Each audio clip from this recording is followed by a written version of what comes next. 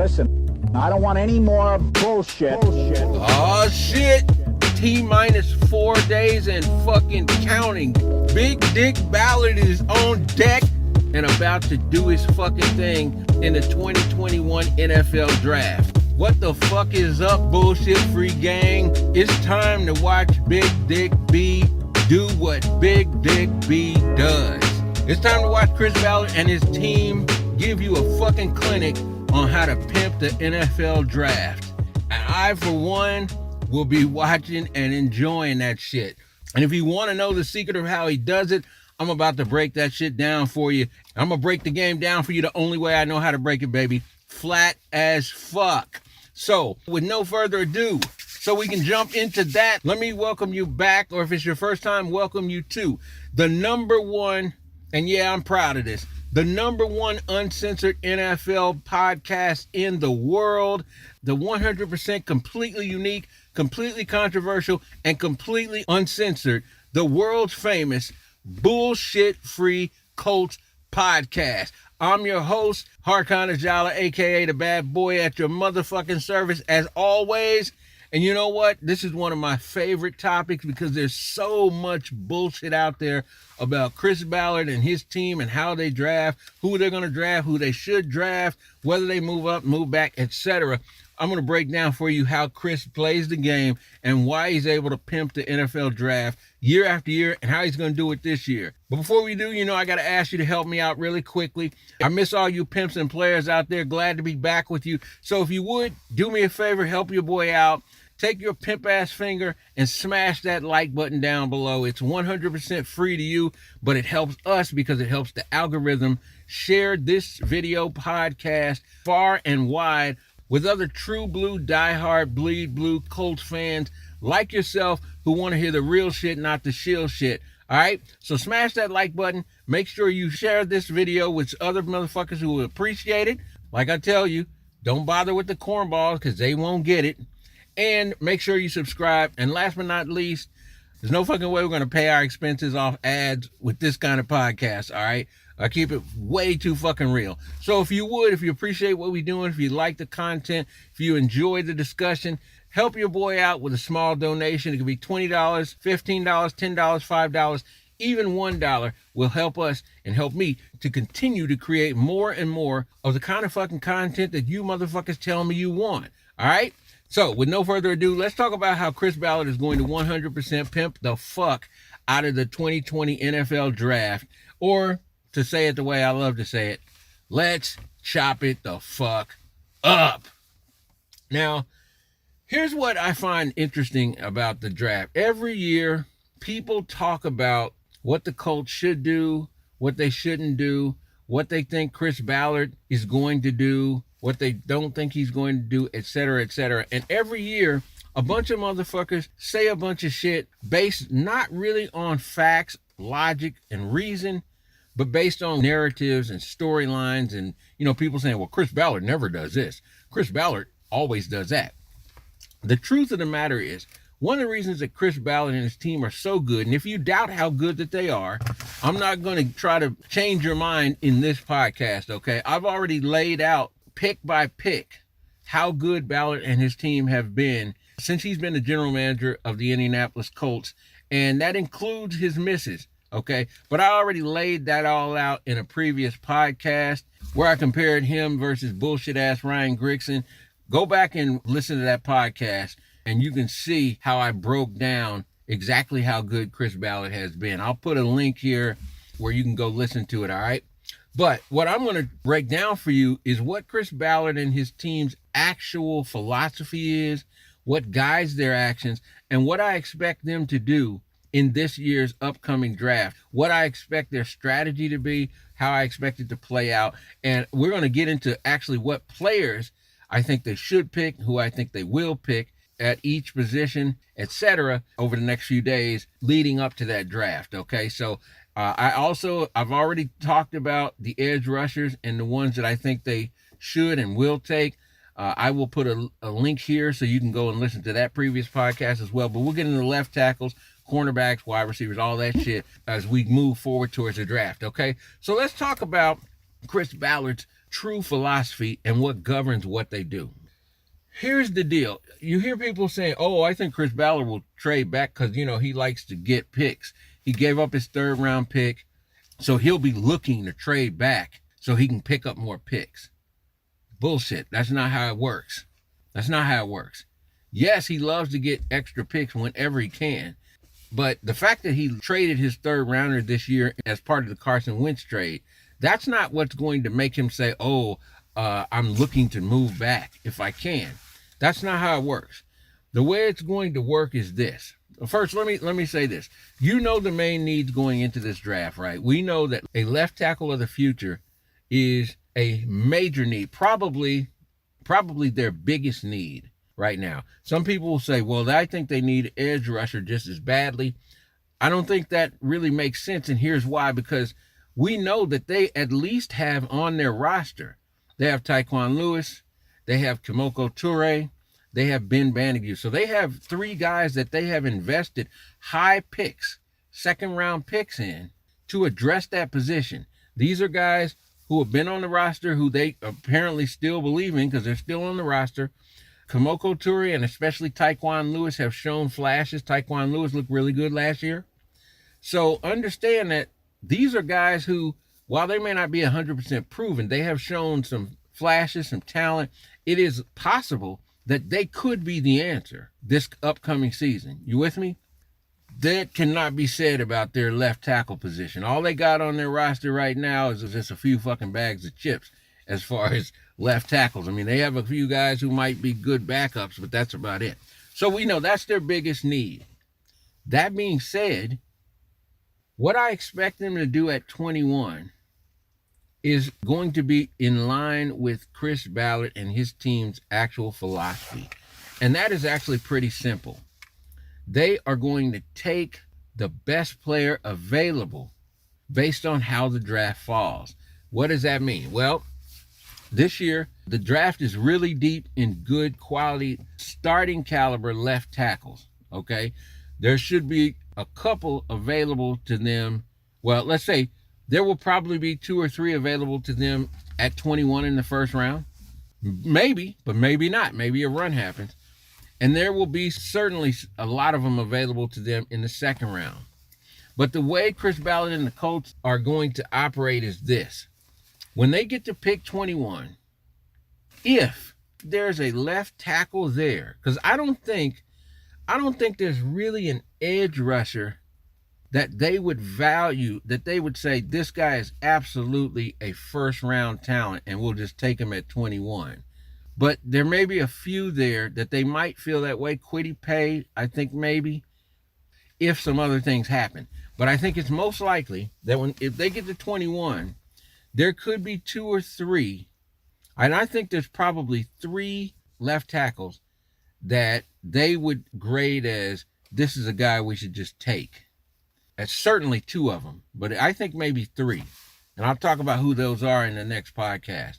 But if one of those guys are there who they believe is a premium 1st round grade left tackle, based on their calculations, not anybody else's, they will take that player.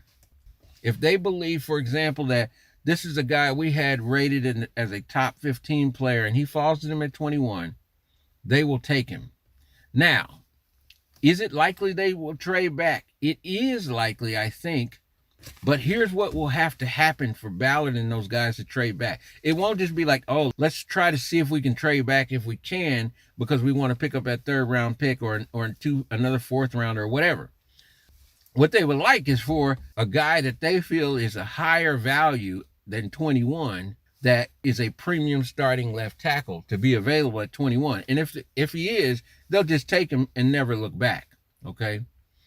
But if all of those guys are off the board by 21 and they feel that they can move back and still be guaranteed to get one of the 2, 3, 4 left tackles that they believe are a 2nd round grade, or one of the top pass rushers that they believe warrant a 2nd round pick, they will gladly move back further in the 1st round or even to the early part of the 2nd round.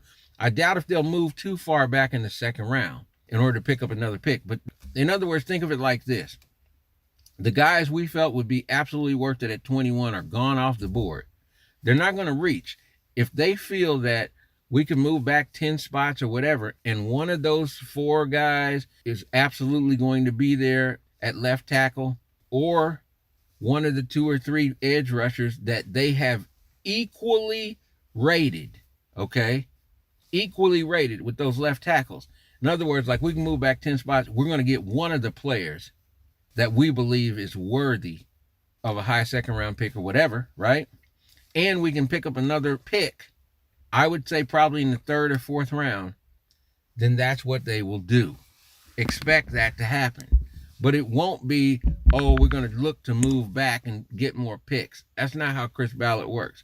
What governs whether they move up or move back is the player there that they have the value on? And if he isn't, then they'll probably move back.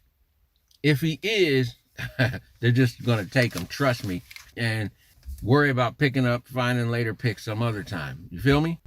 And the reason Big Dick Ballard and his team do it that way is because he has a very firm and unchanging draft philosophy.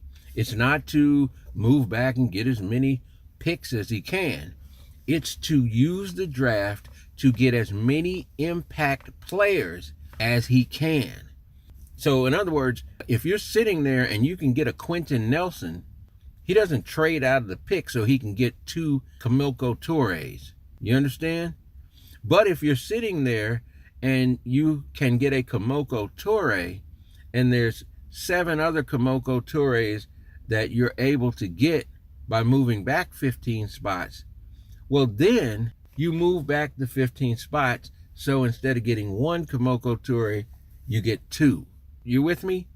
And the reason, again, that Ballard has that draft philosophy is not just, some arbitrary reason that he pulled out of his ass, like, I just like doing it like this. It's not that. It's because that draft philosophy fits in with Chris Ballard's philosophy for building a team that can win a Super Bowl. And that philosophy, which, by the way, I'm 100% convinced is the best philosophy if you look at the history of the NFL, that philosophy for building a team is to get as many impact players on your football team in all 3 phases, offense, defense, and special teams, as you can possibly get. And that means not just starters, but backup guys as well. And the reason that's critically important is because the simple fact of the matter is, in the NFL, you're going to have injuries. Look, we all know that you're going to need 4 or 5 impact game changers on your team at the most important positions, right? Quarterback, edge rusher, left tackle. You really need a cornerback and hopefully a wide receiver, right? So you like to have 4 or 5 impact players at those spots. But here's the truth. If you're paying all those guys at the top of the market, it makes it very difficult to field a team where you've got impact players across the board everywhere else. You with me? So if you're trying to do that through free agency, where you're going to be paying at the very top of the market, as a matter of fact, even over the market in order to acquire them, then you're going to be talent poor across the rest of your team. The best way to do it is through the draft. That's why Chris Ballard prefers to get his players through the draft. And the reason the best way to do it is through the draft is because the draft is the only way that you can get premium talent guys at a cost that will fit inside your salary cap, so that you can have a plethora of talented impact players across your roster, not just as starters, but as backups. There's no fucking way you can go out and build a team through free agency where you've got strong starters and strong backups. Basically, the way you want your team to be built is, if one of your starters goes out, or even one of your big impact players, if Darius Leonard goes out, if Quentin Nelson goes out, okay, you want to be able to bring in guys where maybe they're not at that same level. You're not going to have a guy who's playing at the same level behind Darius Leonard, because if he is, he's going to be somewhere else very soon, right? But you want as little drop off as possible, because again, you know injuries are going to happen.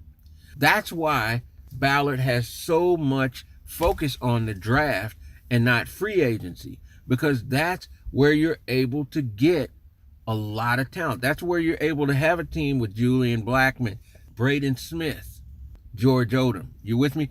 Those guys who are not necessarily the superstar starters, but are starters and solid parts of your team and very good players, even Pro Bowl players. Those guys you got to find through the draft, through waivers, like Kenny Moore. You with me?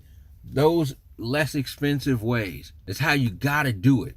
So that's why they do it that way. Otherwise, he'd be happy to go out and spend Jim Irsay's money and buy up a bunch of fucking Hall of Famers. But you can't do it. It can't be sustained. And understand, the reason he talks about doing it long term as the right way is, here's why. Because see, when you do that whole all in, we're going for it this year, that shit rarely works. Because even if you had the best team in the league, we saw this last year with the Kansas City Chiefs, even if you had the best fucking team in the league, it still takes some good fortune and things to fall in place for you to win the Super Bowl that year. You could get there and lose both your tackles. You feel me? You could get there and be healthy and have a fumble not be called a fumble, be called a fucking tuck rule. You feel me? So you can't just say, oh, we're going for it this 1 year. Ask fucking Drew Brees. Ask the Eagles when they tried to do that a while ago. I mean, many teams have tried it. So you have to plan for a series of years that you can win it and hope you can win one or two during those years. You feel me? And the only way to do that is to build a roster the way I'm describing that exists that way for 3, 4, 5 years. Period. End of story. The whole we're all in this year, ask Ryan Grigson how that works. Even if Grigson knew who to fucking bring in, even if he did pick good people and great free agents, you're still not guaranteed it works. So that's why Ballard and his team don't go that route.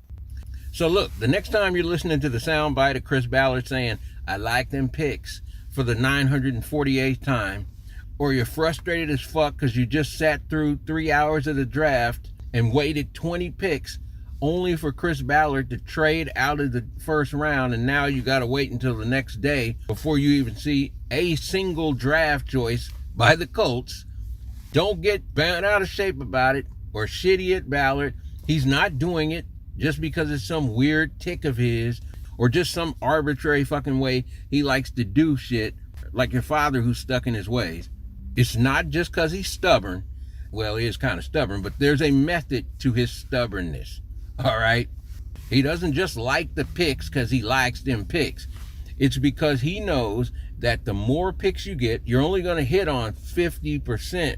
If you're good, if you can hit 60%, you're Hall of Fame level like Bill Polian. Okay? So you're only going to get maybe 5 out of 10. So if you have 20 picks as opposed to 6 picks, that means you get 10 players who can possibly contribute to your team winning a Super Bowl as opposed to just 3, right? So if all things are equal, he's always going to try to get more picks, but he's not going to move down to get more picks and give up an impact player. In other words, the tie goes to the impact player. You feel me?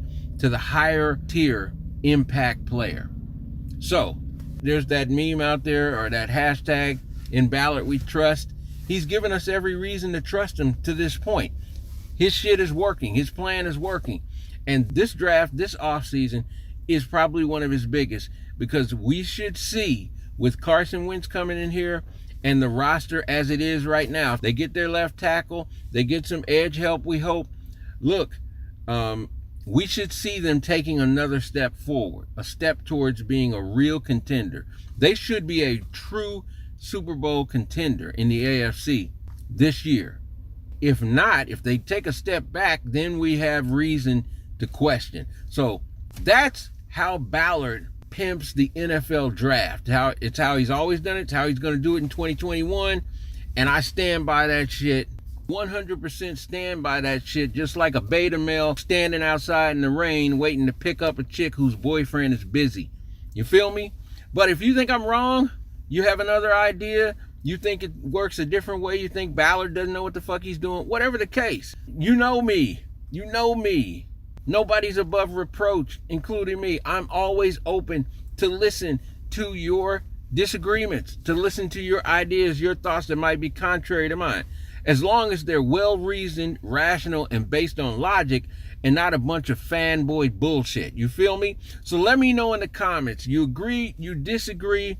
I always appreciate hearing from you. I appreciate your support, you listening and watching. I especially appreciate all the donations you guys have been sending in. I will see y'all in the next one, where we're going to get into detail about guys they should, and I think they will draft, and hope they draft in the next few days. I will see you then, my friend. I'm excited as fuck, like I know you are. So I'm going to say to you the same thing I say to any Colts player, Colts coach, or Colts front office person who might be listening or watching, because I know some of y'all do. Some of you reach out to me. Let's go out. Let's pimp the fuck out of this fucking draft. Let's nail these draft choices. And let's get about the fucking business of winning another fucking Lombardi, baby. Peace. And win another fucking Lombardi, baby. And win another fucking Lombardi, baby. And win another fucking Lombardi.